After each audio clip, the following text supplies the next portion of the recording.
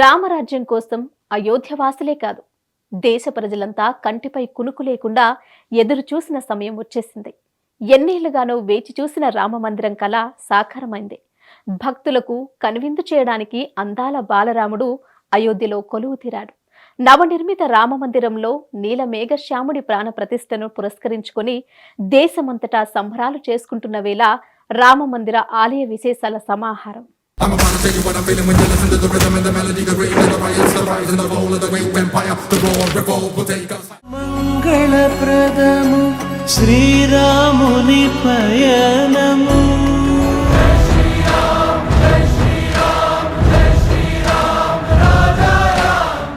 రామ జన్మభూమి అయిన అయోధ్యలో చిన్నారి రాముడి విగ్రహం ఎప్పటి నుంచో ఉంది.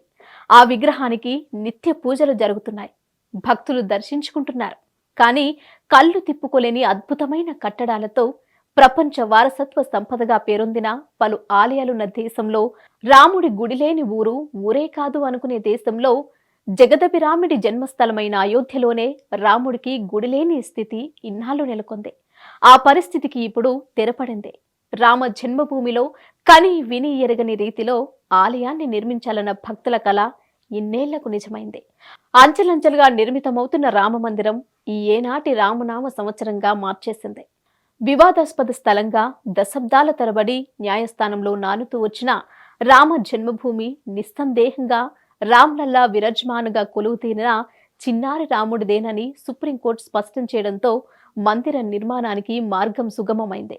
నిజానికి 1990వ దశకం నుంచి రామ మందిర నిర్మాణానికి ప్రయత్నాలు జరుగుతూనే ఉన్నాయి. దాంతో తీర్పు వచ్చే నాటికే గ్రౌండ్ ఫ్లోర్కి సరిపోయే స్తంభాలు సిద్ధంగా ఉన్నాయి. తీర్పు వచ్చాక 15 మంది సభ్యులతో రూపుదిద్దుకున్న శ్రీరామ జన్మభూమి తీర్థక్షేత్ర ట్రస్ట్ ఆధ్వర్యంలో 2020 ఆగస్టులో మందిర నిర్మాణానికి భూమి పూజ జరిగింది.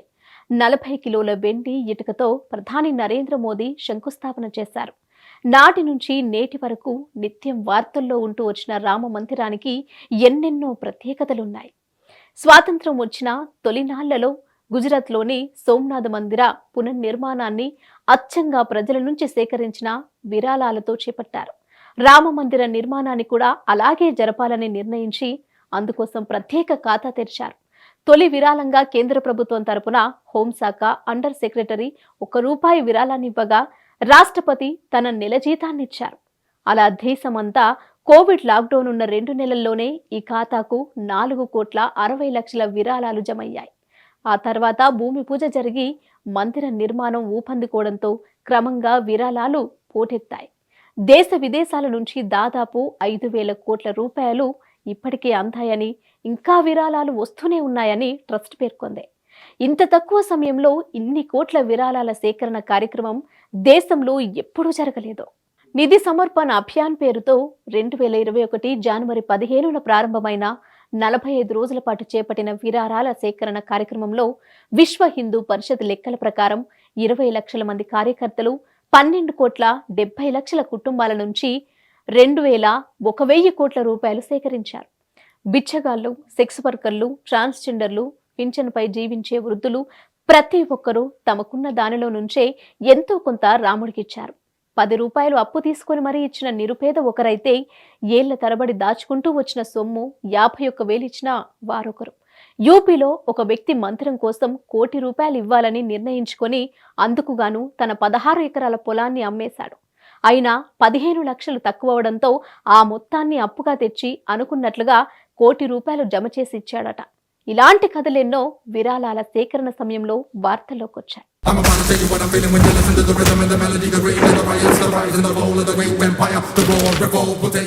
మంగళప్రదము శ్రీరాముని పయనము.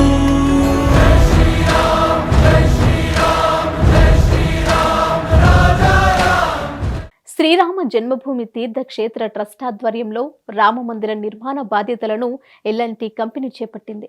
ఉపాయాల్ని, ఇతర నిర్మాణాల్ని టాటా కన్సల్టింగ్ ఇంజనీర్స్ లిమిటెడ్ నిర్మించనుంది.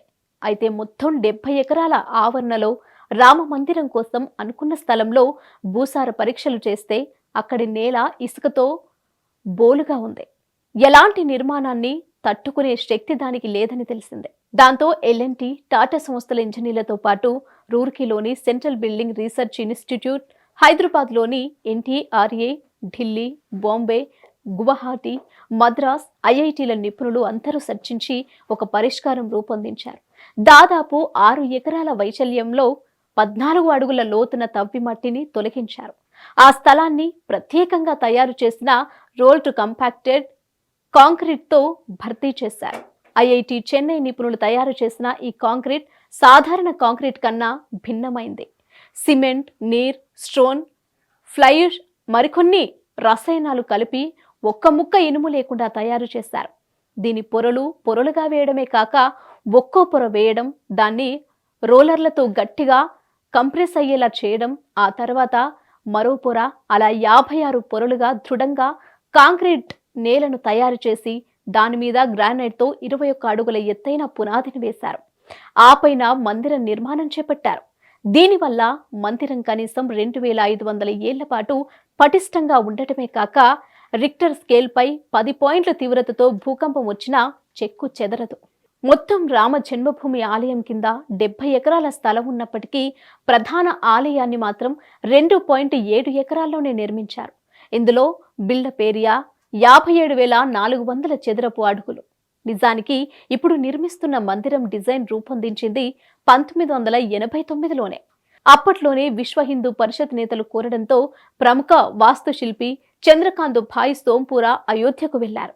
కానీ అక్కడున్న కట్టుదిట్టమైన భద్రత నేపథ్యంలో ఒక భక్తుడిలా వెళ్లి చూపులతోనే లెక్కలు వేసుకుని వచ్చి రూపొందించిన డిజైన్ అదే. దాని ప్రకారం నిర్మిస్తున్న ఈ ఆలయం ఎలా ఉంటుందంటే, రామ మందిర ముఖద్వారం వద్ద ఏనుగు, సింహాలు, గరుడ పక్షి, హనుమంతుడి పెద్ద పెద్ద శిల్పాలను ఆకర్షణీయంగా తీర్చిదిద్దారు. వాస్తుశిల్ప శాస్త్ర నియామకాలకు లోబడి సాంప్రదాయ నాగర శైలిలో నిర్మించిన మందిరం కొంతవరకు మధ్యప్రదేశ్లోని ఖజురాహో ఆలయాన్ని పోలి ఉంటుంది. ఈ శైలిలో ముందుగా జగతి అని పేర్కొనే ఎత్తైన వేదిక లాంటిది నిర్మిస్తారు. దాని మీద మందిరాన్ని కడతారు. దాంతో భక్తులు 32 మెట్లెక్కి గుడి లోపలికి ప్రవేశించవలసి ఉంటుంది.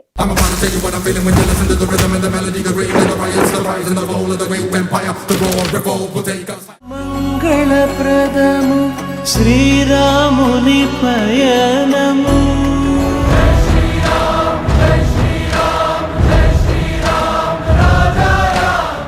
అచ్చంగా రాతి కట్టడమైన ఈ ఆలయానికి రాజస్థాన్లోని బన్సీ పహడ్పురా నుంచి తెప్పించిన గులాబీ రంగు శాండ్ ని ప్రధానంగా వాడారు. తెలంగాణ, కర్ణాటక నుంచి తెచ్చిన గ్రానైట్ ను ఉపయోగించారు. ఒడిశా, యూపీ, రాజస్థాన్ల నుంచి వచ్చిన వందలాది శిల్పలు ఆలయ నిర్మాణంలో పాలుపంచుకుంటున్నారు. ఆలయంలో ఉపయోగిస్తున్న తలుపులను హైదరాబాద్లోని అనురాధ టింబర్ డిపో తయారు చేసింది. మందిరం 360 అడుగుల పొడవు, 235 అడుగుల వెడల్పు, శిఖరం వరకు 161 అడుగుల ఎత్తు ఉంటుంది. ఒక్కో అంతస్తు 20 అడుగుల ఎత్తు చొప్పున మొత్తం 3 అంతస్తులుంటాయి. మందిరంలో 366 స్తంభాలున్నాయి. ఒక్కో స్తంభం మీద 16 శిల్పాలను చెక్కారు. విష్ణు దశావతారాలు, శివరూపాలు, సరస్వతి రూపాలు, 64 యోగినుల బొమ్మలను ఈ స్తంభాల మీద చెక్కారు. భక్తులు తూర్పు ద్వారం నుంచి లోపలికి ప్రవేశించి దర్శనానంతరం దక్షిణ దిశ నుంచి బయటకొస్తారు. ఆలయంలోని డజనుకు పైగా ద్వారాలకు స్వర్ణ తపాడం చేస్తున్నారు. ప్రవేశ ద్వారానికి గర్భగుడికి మధ్య 5 మండపాలుంటాయి. కుడి మండపం, నృత్య మండపం, రంగ మండపం మధ్యలో ఉండగా కీర్తన, ప్రార్థన మండపాలు చెరోపక్క ఉంటాయి. ఈ మండపాల పైకప్పులను అందమైన నగిశీలతో తీర్చిదిద్దారు. ప్రపంచ ప్రసిద్ధి చెందిన చేతితో వేసిన భద్రోహ తివాచీలను మందిరం హాలు, గ్యాలరీలలో పరిచారు. ఆలయ కాంప్లెక్స్ లో ఒకేసారి 70,000 మంది ఉండొచ్చు. 25,000 మంది భక్తులు తమ వస్తువులను భద్రపరుచుకునే వెసులుబాటుంది. ఆరోగ్య కేంద్రం, అగ్నిమాపక శకటం ఆలయ ప్రాంగణంలో నిరంతరం అందుబాటులో ఉంటాయి. వసుదైవ కుటుంబకమని సమ్మె భారతీయ భావాన్ని ప్రతిబింబించేలా 7 ఖండాల్లోని నదులు, సముద్రాల నీటిని, 2,587 ప్రాంతాల మట్టిని తీసుకువచ్చి మందిర నిర్మాణంలో వాడటం విశేషం. ప్రస్తుతం గ్రౌండ్ ఫ్లోర్ నిర్మాణం పూర్తయింది. మిగిలిన 2 అంతస్తుల నిర్మాణం శరవేగంగా కొనసాగుతోంది. రాముడు కొలువయ్యే గర్భగుడి గ్రౌండ్ ఫ్లోర్లోనే ఉంటుంది. మొదటి అంతస్తులో రామ దర్బార్ పేరుతో రాముల వారి కుటుంబం, 4 అన్నదమ్ములు, సీతాదేవి, ఆంజనేయ స్వామి కొలువు తీరుతారు. మొత్తం దేవాలయం పూర్తవడానికి ఇంకాస్త సమయం పడుతుంది. మాక్రానా మార్పులతో తీర్చిదిద్దిన రామ మందిరంలోని గర్భగుడిలో 8 అడుగుల ఎత్తు, 3 అడుగుల పొడవు, 4 అడుగుల వెడల్పుతో పాలరాతి సింహాసనాన్ని చెక్కారు. బంగారు తొడుగు వేసిన ఆ సింహాసనం మీద ఆసీనుడవుతాడు 5 ఏళ్ల బాలరాముడు. రామ్లల్లా అని భక్తులు పిలుచుకునే ఈ చిన్నారి రాముడి విగ్రహాన్ని 51 అడుగుల ఎత్తుతో ఉంటే దాదాపు 4.25 అడుగుల ఆకర్షణీయమైన నల్లని రాతితో రాజస్థాన్లో తీర్చిదిద్దారు.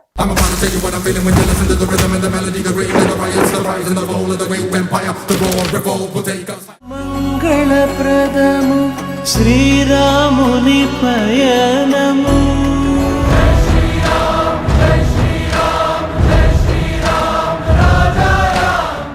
ధనుర్ధారి అయి కమలంలో నిల్చున్నట్లు తయారు చేసిన విగ్రహం అది.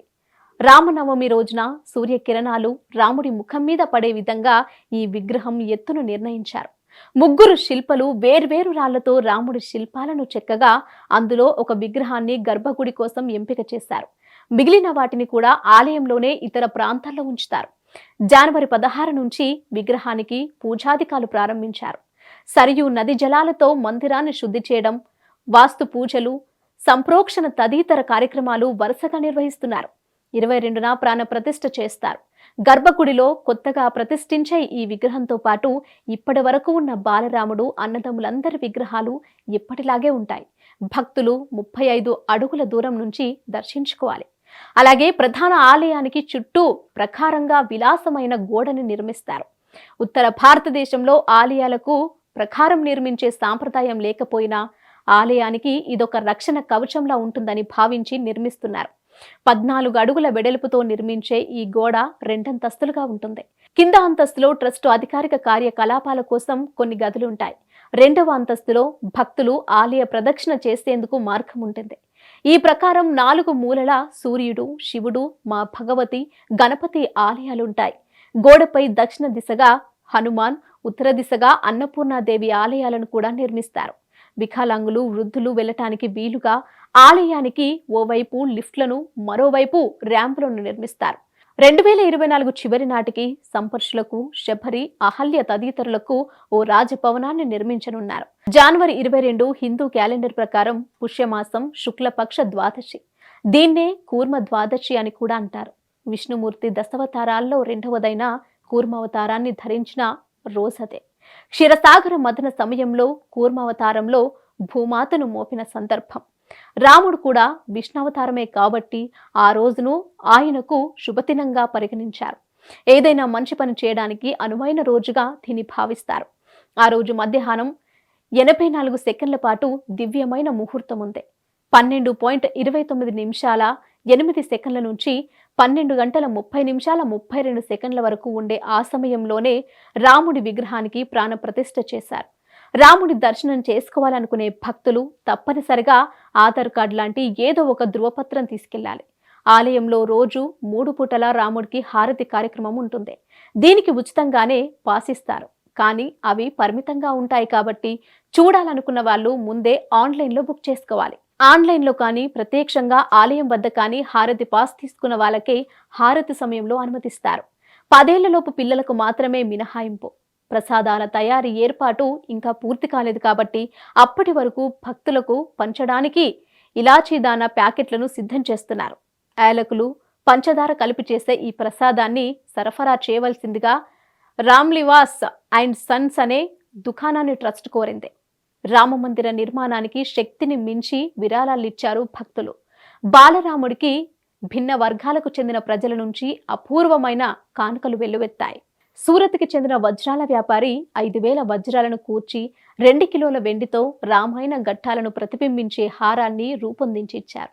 తమిళనాడులోని నమక్కల్ నుంచి అష్టధాతువులతో తయారు చేసిన 40 దాకా పెద్ద పెద్ద గంటలు, యూపీ నుంచి మరో 2 టన్నులకు పైగా బరువుండే గంట అయోధ్యకి చేరాయి.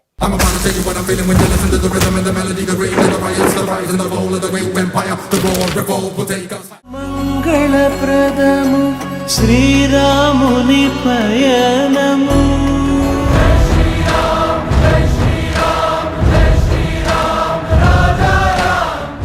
యూపీలోని లక్నౌకి చెందిన ఓ కూరగాయల వ్యాపారి అనిల్ సాహు రామ మందిరం కోసం ప్రత్యేకంగా ఒక గడియారాన్ని రూపొందించారు. 5 ఏళ్లు శ్రమించి తయారు చేసిన ఈ గడియారంలో ఒకేసారి 9 దేశాల సమయాన్ని చూడవచ్చు.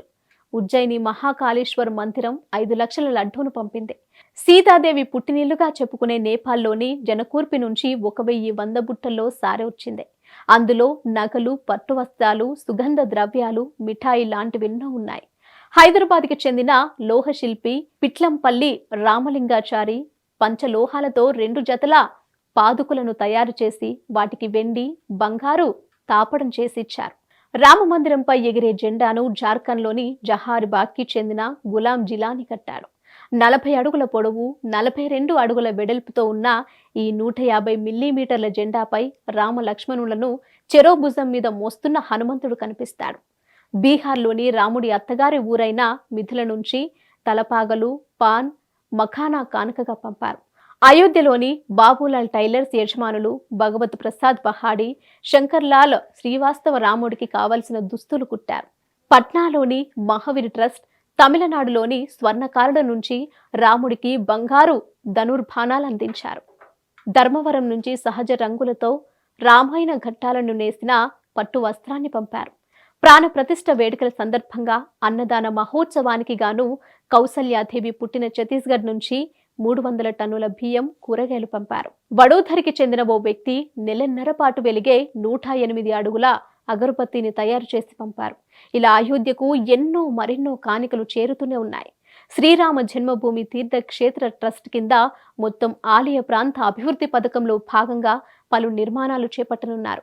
వాటిల్లో ముఖ్యమైనవి శ్రీరాముడి యజ్ఞశాల, అనుష్ఠాన మండపం, హనుమంతుడి ఎత్తైన విగ్రహం, రామ మందిరానికి సంబంధించిన పురావస్తు, చారిత్రక చిహ్నాల ప్రదర్శనశాల, సత్సంగాలు, ప్రదర్శనల కోసం hall, Guru Vashishtha Peethika, open air Ramlalla theatre, Ram Darbar, Mata Kausalya Vatsalya Mandap, Ramangan, AC library and reading room, Maharshi Valmiki archive and research centre, Ramashrayam, Lakshmana Vatika, Lavakush నింకుచ్, మర్యాద ఖండ్, భారత ప్రసాద్ మండపం, మాతా సీత రసోయి అన్నక్షేత్ర, సింహద్వారానికి ఎదురుగా దీపస్తంభం తదితరులను నిర్మించనున్నారు.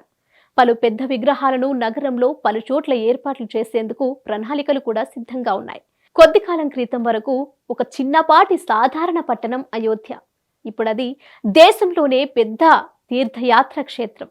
మందిర నిర్మాణం తలపెట్టినప్పటి నుంచి అయోధ్య రూపురేఖలే మారిపోయాయి.